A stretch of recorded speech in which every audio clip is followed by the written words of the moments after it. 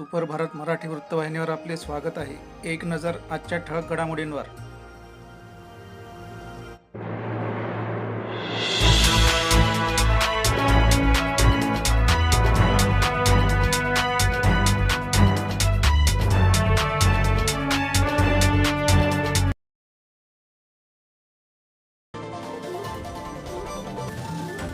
नरेंद्र मोदींनी घेतली तिसऱ्यांदा पंतप्रधान पदाची शपथ। मोदींच्या नेतृत्वात एनडीएचं सरकार स्थापन। महाराष्ट्रातील 6 तर सर्वाधिक उत्तर प्रदेशमधील 12 मंत्र्यांचा समावेश। शपथविधीनंतर आज मोदी मंत्रिमंडळाची पहिलीच बैठक। पहिल्याच कॅबिनेट बैठकीत कोणते मोठे निर्णय घेतले जाणार, संपूर्ण देशाचं लक्ष।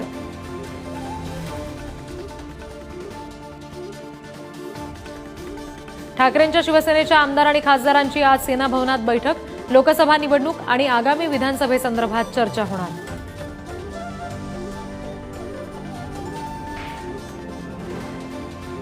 अमरावतीमध्ये काँग्रेस आणि भाजपा कार्यकर्ते आमने-सामने। काँग्रेस खासदार बळवंत वानखेडेंचे बॅनर फाडल्यामुळे राडा। भाजपाने बॅनर फाडल्याचा आरोप। मराठ्यांना त्रास देणाऱ्यांना विधानसभा निवडणुकीत नाव घेऊन पाडणार। मनोज जरांगेंचा महायुती सरकारला इशारा। जरांगेंच्या उपोषणाचा आज तिसरा दिवस।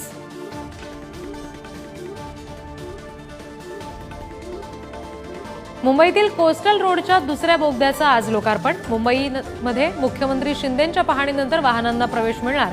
मरीन ड्राईव्ह पासून वांद्र्यापर्यंत प्रवास सुखकर होणार। मुंबईमध्ये मान्सूनची 2 दिवस आधीच हजेरी। कोकण, मध्य महाराष्ट्रासह मराठवाड्यातील काही भाग मान्सूननं व्यापला। पुढच्या 48 तासात मान्सून राज्य व्यापण्याची शक्यता।